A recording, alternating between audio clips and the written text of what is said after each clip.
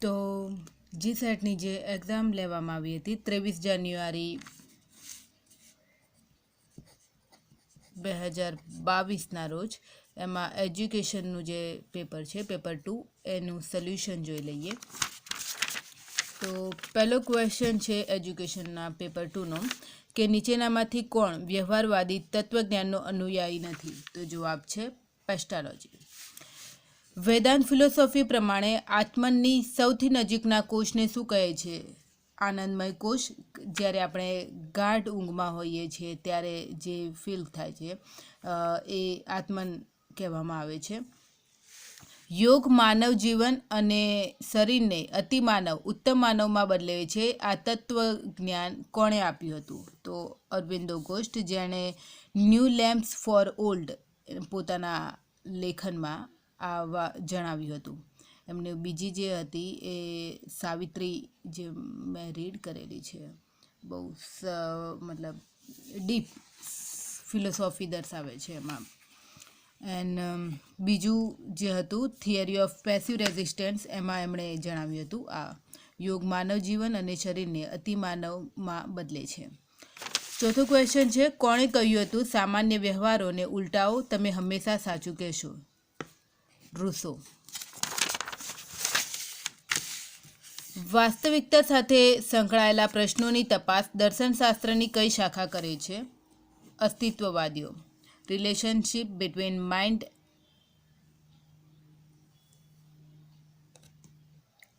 And matter. છઠ્ઠો question છે કોના દ્વારા ધાર્મિક શિક્ષણની મજબૂત હિમાયત કરવામાં આવી છે? તો વ્યવહારવાદીઓ દ્વારા. વ્યવહારવાદીઓ શાના વિરુદ્ધમાં છે? તો જ્ઞાનનું અલગ અલગ વિષયોમાં વિભાગીકરણ. કોણે કહ્યું હતું શિક્ષણનું કોઈ નિશ્ચિત લક્ષ્ય નથી અને અગાઉથી કોઈ મૂલ્યો નથી? તો પ્રગતિશીલ શિક્ષકોએ કહ્યું હતું કે શિક્ષણનું કોઈ નિશ્ચિત લક્ષ્ય નથી અને અગાઉથી કોઈ મૂલ્યો નિશ્ચિત નથી. ત્રિપિટકો શાસ્ત્ર કયા ધર્મ સાથે જોડાયેલા છે? તો ત્રિપિટકો એ બૌદ્ધ ધર્મ સાથે જોડાયેલા છે અને એમાં ત્રિપિટક એટલે કે 3 છે: સૂત્રપિટક, વિનયપિટક અને અભિધમ્મપિટક. એ બૌદ્ધ ધર્મના છે. ભારતીય બંધારણમાં નીચે જણાવેલ શબ્દોનો સાચો ક્રમ છે. એમાં સોવરેન, સોશિયલિસ્ટ, સેક્યુલર મતલબ સાર્વભૌમ, સમાજવાદી, બિનસાંપ્રદાયિક, લોકશાહી અને પ્રજાસત્તાક એ સાચા ક્રમમાં છે. રાષ્ટ્રીય જ્ઞાન આયોગની સ્થાપના ક્યારે કરવામાં આવી હતી? તો 13 જૂન 2005ના રોજ. એ વખતે પ્રધાનમંત્રી શ્રી મનમોહન સિંહ દ્વારા કરવામાં આવી હતી. કોની ભલામણોને કારણે ડાયટની સ્થાપના થઈ હતી? તો રાષ્ટ્રીય શિક્ષણ નીતિ 1986ના ભલામણોના લીધે ડાયટની સ્થાપના કરવામાં આવી હતી. રાષ્ટ્રીય જ્ઞાન આયોગના વડા કોણ છે? કોણ હતા? તો સામ પિત્રોડા. આપણે હમણાં જ જોયું કે નેશનલ નોલેજ કમિશનની સ્થાપના કરવામાં આવી હતી ડૉક્ટર મનમોહન સિંહ દ્વારા. 14મો ક્વેશ્ચન છે ખાલી જગ્યા દિવસે માધ્યમિક શિક્ષણ આયોગની સ્થાપના થઈ? તો જવાબ છે 23 સપ્ટેમ્બર 1952ના રોજ. લક્ષ્મણ સ્વામી મુદલિયર કમિશનના ભલામણથી સ્થાપના કરવામાં આવી હતી. નીચેના પરિબળોમાંથી કયું સંયોજન ભારતમાં શિક્ષણની પ્રગતિને ધીમી પાડે છે? તો શૈક્ષણિક ઋણ, લોન ઉપર ઊંચો વ્યાજદર ના. પ્રાદેશિકતાવાદ હોઈ શકે, શિક્ષણ જીવનની શહેરી રીત હોઈ શકે, વંશીયતા હોઈ શકે છે, શિક્ષકોની તાલીમ પર ઓછો ભાર પણ હોઈ શકે છે, તો શાળાઓમાં આઈસીટીના સંસાધનની ઉણપ. તો જવાબ અહીં આવશે ડી. 2, 4, 5 અને 6, કારણ કે 1 નથી અહીં આપણી. તો બાકીના જે છે એ બહુ સ્ટ્રોંગ બતાવે છે, તો આપણે જઈશું ડી સાથે. પ્રકલ્પ પદ્ધતિ એ ઉત્કૃષ્ટ શાનો ફાળો છે? તો એ વ્યવહારવાદ દ્વારા કહેવામાં આવ્યું હતું. Project method of teaching is an outstanding contribution of fragmentation. 17મો ક્વેશ્ચન છે ખાલી જગ્યાની શિક્ષણ યોજનામાં અધ્યાપનની ખેલ પદ્ધતિ ઉપર ભાર મૂકવામાં આવ્યો છે? તો પ્રકૃતિવાદી. લોકશાહીમાં રાજનૈતિક અને સામાજિક અસમાનતા પર થયેલા અભ્યાસો દર્શાવે છે કે લોકશાહીમાં અસમાનતાનું અસ્તિત્વ છે. નીચેનામાંથી શું ભારતીય અર્થતંત્રમાં મૂલ્ય વધારો કરવામાં માનવીની ક્ષમતાનો ફાળાનો ઉલ્લેખ કરે છે? તો માનવ સંસાધન. ભારતીય બંધારણમાં કેટલામાં સુધારા દ્વારા શિક્ષણનો અધિકાર અધિનિયમની જોગવાઈ કરવામાં આવી હતી? તો 86મો સુધારો હતો. જે આપણે દરેક કોઈ પણ આપણા શિક્ષણનું પુસ્તક લઈ લઈએ જેના મૂળભૂત ફરજો લખી હોય છે એમાં છેલ્લી જે ઉમેરવામાં આવી હતી જે આના દ્વારા ઉમેરાઈ હતી. વિશિષ્ટ શાળાના સંદર્ભમાં નીચેનામાંથી શું સાચું છે? તો અહીં વિશિષ્ટ બાળકોએ શાળાના વાતાવરણ સાથે અનુકૂલિત થવું પડે. સામાન્ય બાળકોને પણ થોડો સમય માટે વિશિષ્ટ શાળામાં શિક્ષણ આપવામાં આવે છે. વિશિષ્ટ બાળકોને શિક્ષણ આપવા માટે શિક્ષકોને વિશિષ્ટ તાલીમ આપવામાં આવતી નથી. અને વિશિષ્ટ શાળાના બાળકો થોડા દિવસો માટે મુખ્ય પ્રવાહની શાળામાં અભ્યાસ કરે એ ફરજિયાત હોતું નથી. તો નીચેનામાંથી જે આ ડી છે એ જ સાચું છે. સમાવેશક શિક્ષણના સંદર્ભમાં અભ્યાસક્રમ અનુકૂલનની રીતો કઈ છે? તો અહીં જવાબ આવશે પરિવર્તન અને તદયોગ્યતા સ્થાપન. 23મો ક્વેશ્ચન, સમાવેશક શિક્ષણના સંદર્ભમાં નીચેનામાંથી શું ખોટું છે? તો તમામ વિદ્યાર્થીઓ ના વાલીઓને તેમના બાળકો સાથે વ્યવહાર કરવા માટેની વિશિષ્ટ તાલીમ આપવામાં આવે એ ખોટું છે. નીચેનામાંથી સમાવેશક શિક્ષણનો લાભ કયો નથી? તો તમામ પ્રકારના બાળકોને વિકાસ સમાન કક્ષાએ થાય છે એ લાભ નથી. વિકાસ તો મતલબ એના ઉપર તો કોઈ આપણો છે નહીં કે આપણે વિકાસ ધારીએ પ્રમાણે કરી શકીએ. ભારતીય પુનર્વસન પરિષદની રચના કયા વર્ષમાં થઈ હતી? તો 1992માં. નીચેનામાંથી શામાં એવો ઉલ્લેખ કરવામાં આવ્યો કે 2010 સુધીમાં પ્રાથમિક શિક્ષણમાં લિંગ આધારિત તફાવત દૂર કરી દેવામાં આવશે? SSA સર્વ શિક્ષા અભિયાન. અક્ષમ વ્યક્તિની સક્ષમતાને કેન્દ્રમાં રાખવાને બદલે નીચેનામાંથી શું અક્ષમ વ્યક્તિના પોતાના વાતાવરણમાં તેની ક્ષમતાઓ અને કાર્યપ્રણાલીને કેન્દ્રમાં રાખે છે?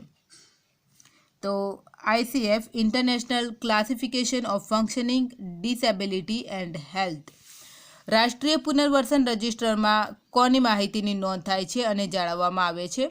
તો અહીં અક્ષમ વિદ્યાર્થીઓ, શિક્ષકો એ બધાની તો થાય છે. પુનર્વસન અને વિશિષ્ટ શિક્ષણના ક્ષેત્રમાં કામ કરતા અને તે માટે લાયકાત ધરાવતા વ્યવસાયોની નોંધ રાખવામાં આવે છે. તો જવાબ આવશે સી. ભારતમાં કયા વર્ષે વિકલાંગજનના અધિકાર અધિનિયમની રચના કરવામાં આવી? તો જવાબ છે 2016. 30મો ક્વેશ્ચન છે, રાષ્ટ્રીય શિક્ષણ નીતિ 1986ની સમીક્ષા કરીને તેમાં સુધારો કરવા માટે નીચેનામાંથી શાની રચના કરવામાં આવી? તો પ્રોગ્રામ ઓફ એક્શન 1992. નીચેનામાંથી અધ્યયનનો કયો પ્રાથમિક નિયમ થોર્નડાઇક દ્વારા રજૂ કરવામાં આવ્યો ન હતો? તો થોર્નડાઇક દ્વારા અસરનો નિયમ, સ્વાધ્યાયનો પુનરાવર્તનનો નિયમ અને તત્પરતાનો નિયમ રજૂ કરવામાં આવ્યો હતો. સહકારી સ્થાનાંતરનો નિયમ રજૂ કરવામાં આવ્યો ન હતો. 32મું જોઈએ તો નીચેનામાંથી કયું સર્જનાત્મકતાનું લક્ષણ નથી? તો સર્જનાત્મકતા આ યાદ રાખવાની ક્ષમતા એ ગોખવાની છે, એમાં સર્જનાત્મકતા નથી. ઠીક છે, તો બાકીના 3 આવશે. વ્યક્તિની મુક્ત ચિંતનની ક્ષમતા, ચિંતનની લવચિકતા, નવા વિચારો સાથે બહાર આવવાની ક્ષમતા એ સર્જનાત્મકતા છે. પરામર્શનનો માનવતાવાદી અભિગમ સૌથી પહેલા કોના દ્વારા વિકસિત કરવામાં આવ્યો હતો? Carl Rogers.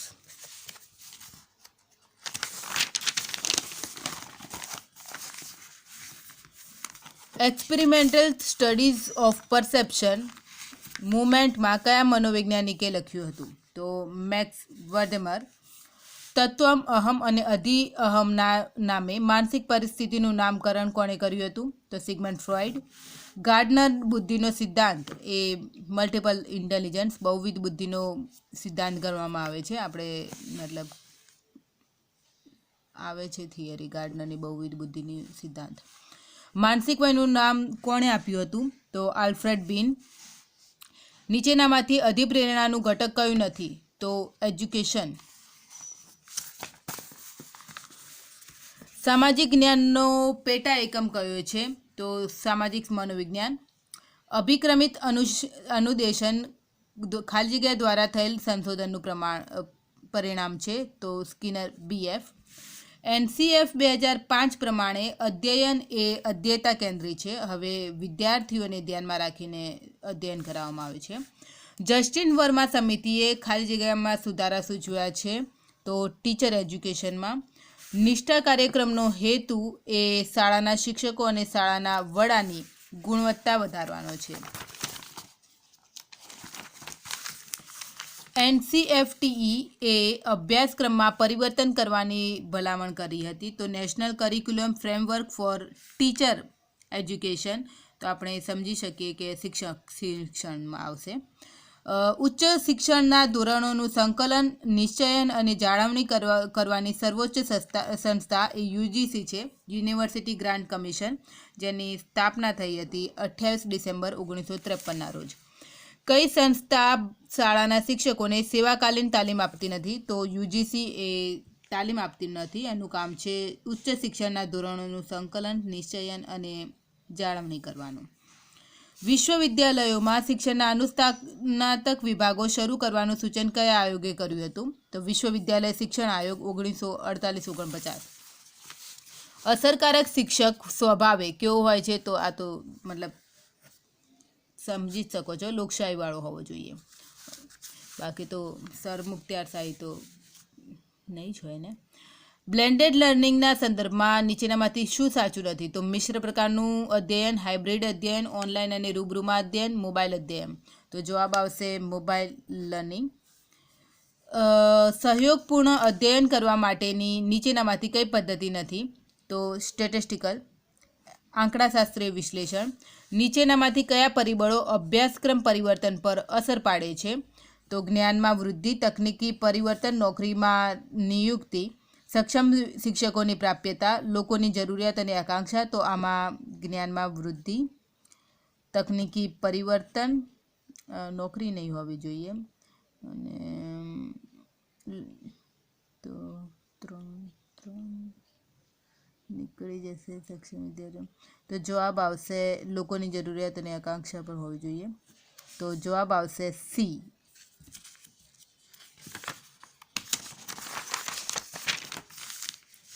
નીચેનામાંથી અભ્યાસક્રમમાં ટકાઉ પરિવર્તન લાવનારા સૌથી અગત્યના 3 હિતકારકોને ઓળખો. તો વિદ્યાર્થીઓ, શિક્ષકો, વાલીઓ, શૈક્ષણિક સત્તાધારીઓ અને સામાન્ય જનતા. તો એમાં શિક્ષકો, વિદ્યાર્થીઓ તો ઠીક છે, અને શૈક્ષણિક સત્તાધારીઓ પણ લાવી શકે છે. તો જવાબ આવશે B. અભ્યાસક્રમ મૂલ્યાંકનનું વર્તનવાદી હેતુ પ્રતિમાન કોણે રજૂ કર્યું હતું? ટાયલરે. અભ્યાસક્રમ રચનાની નીચે જણાવેલમાંથી કયા અભિગમમાં સંરચનાવાદી અભિમુખતા પ્રગટ થશે? તો અભ્યાસક્રમની પસંદગીમાં ઉપકરણ તરીકે સંકલ્પના માપન. CIPP પ્રતિમાનમાં નીચેનામાંથી શું સંબંધોની આંતરક્રિયાત્મક રીત પર આધારિત છે? જવાબ છે પ્રોસેસ. નીચેનામાંથી અભ્યાસક્રમ મૂલ્યાંકનના કયા પ્રતિમાનમાં અભ્યાસક્રમના હેતુઓ વિદ્યાર્થીઓ, સમાજ અને વિષય સામગ્રીમાંથી મેળવે છે? તો જવાબ છે હેતુ કેન્દ્રિત પ્રતિમાન. શિક્ષણ પ્રશિક્ષણમાં શિક્ષક પ્રશિક્ષકોનું નિરીક્ષણ કરવા તેને સહકાર આપવાનો પ્રારંભિક હેતુ એ અધ્યાપનની અસરકારક રીતો વિકસાવવામાં શિક્ષક પ્રશિક્ષાર્થીઓની મદદ કરવી.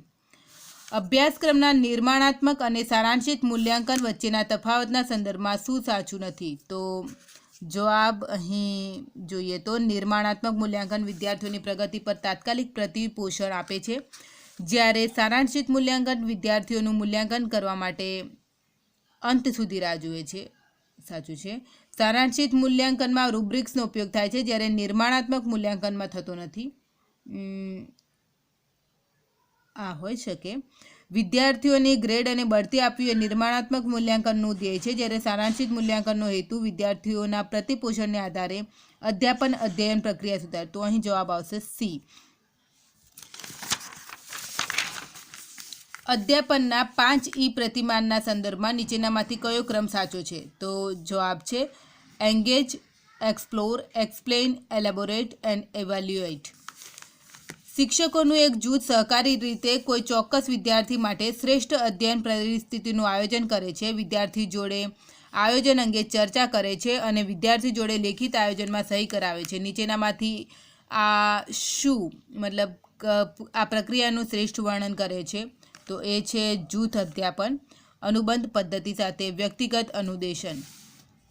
વલણ માપદંડના એક નિશ્ચિત વિધાનને પ્રતિચાર અથવા તો 40 પાત્રોએ સંમત વિકલ્પ પસંદ કર્યો છે, 90 પાત્રોએ તટસ્થ વિકલ્પ પસંદ કર્યો છે અને 80 પાત્રોએ અસંમત વિકલ્પ પસંદ કર્યો છે. આ પ્રવૃત્તિ માટે સમાન સંભાવની રીતે કોઈ વર્ગની ગણતરી કરવામાં આવે તો દરેક વિકલ્પ માટે અપેક્ષિત આવૃત્તિ કેટલી મળશે?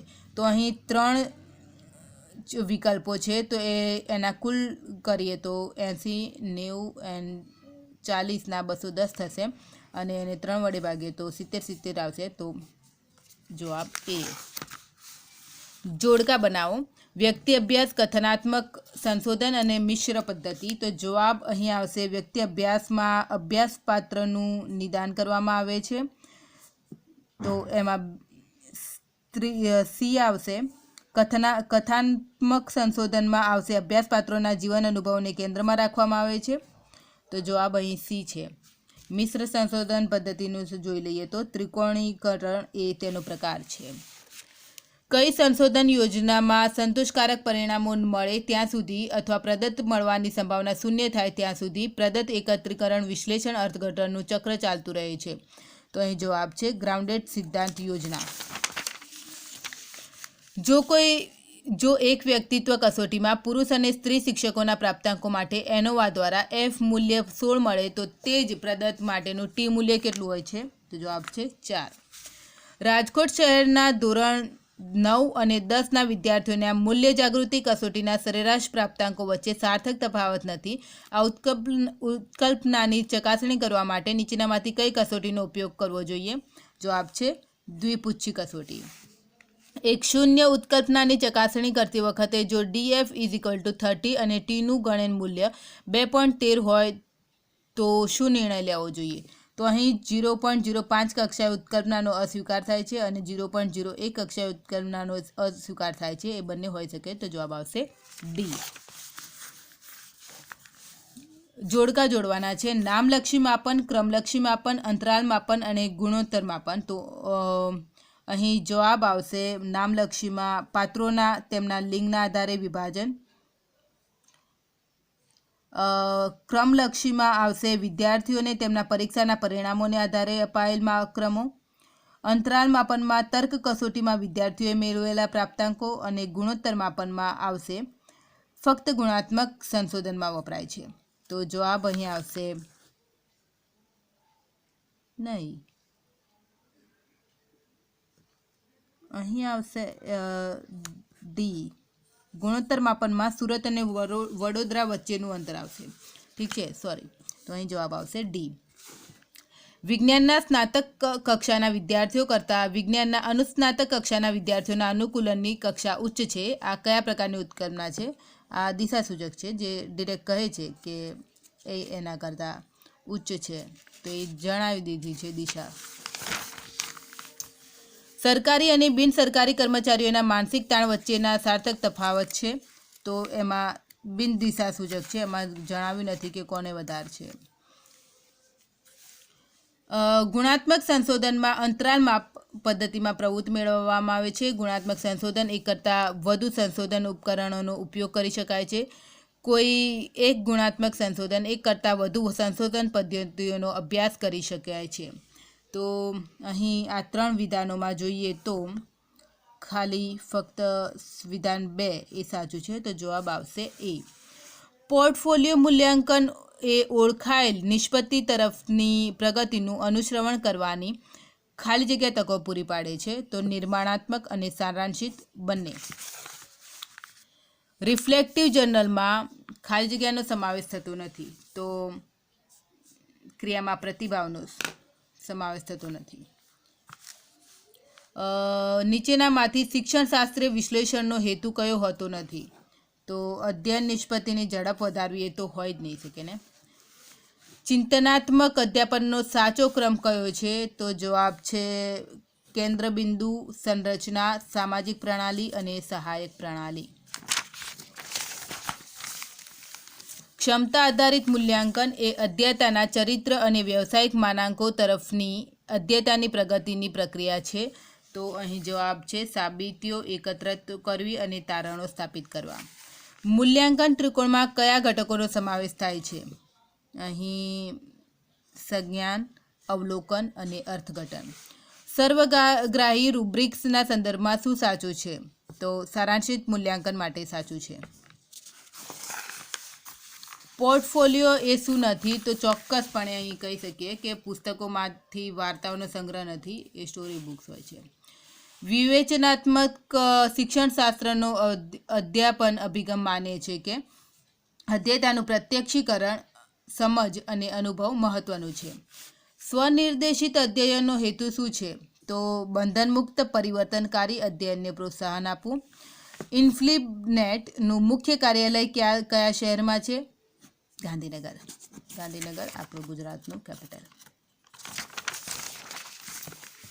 ભારતમાં MHRD અને NCERT દ્વારા કઈ ઓનલાઈન રિપોઝિટરી શરૂ કરવામાં આવી છે? તો જવાબ છે NROER, national repository of open educational resources. આપણા ministry of human resource development અને national council of educational research of training દ્વારા શરૂ કરવામાં આવી છે. નીચેનામાંથી કયા પ્રતિમાનમાં નિર્માણાત્મક અને સારાંશિત મૂલ્યાંકનનો ઉલ્લેખ કરવામાં આવ્યો છે?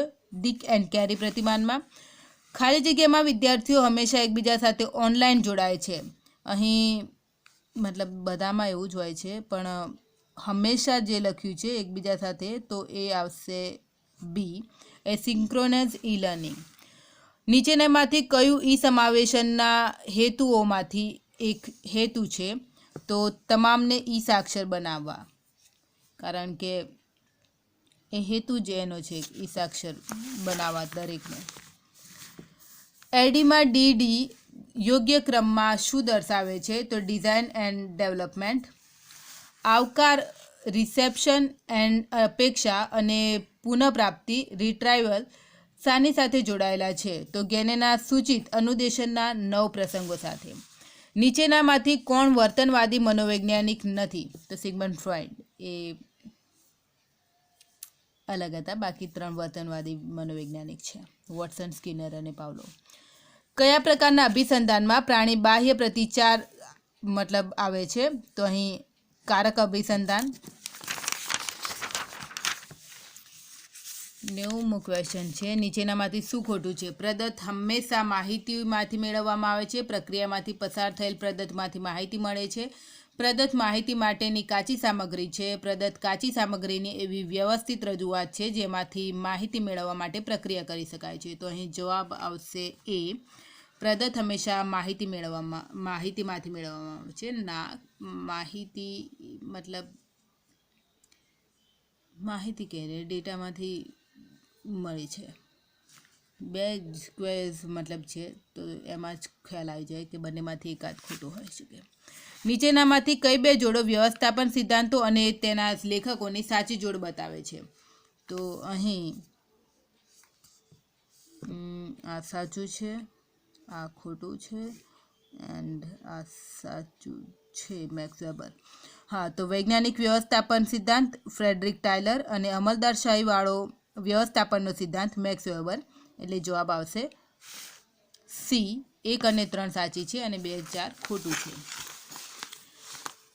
ગુણવત્તા વ્યવસ્થાપન માટે સીમા નિશ્ચિત કરવી, મતલબ વ્યવસ્થાપન તકનીકના સંદર્ભમાં નીચેનામાંથી કઈ 2 બાબતો ખોટી છે? તો ગુણવત્તા વ્યવસ્થાપન માટે સીમા નિશ્ચિત કરવી.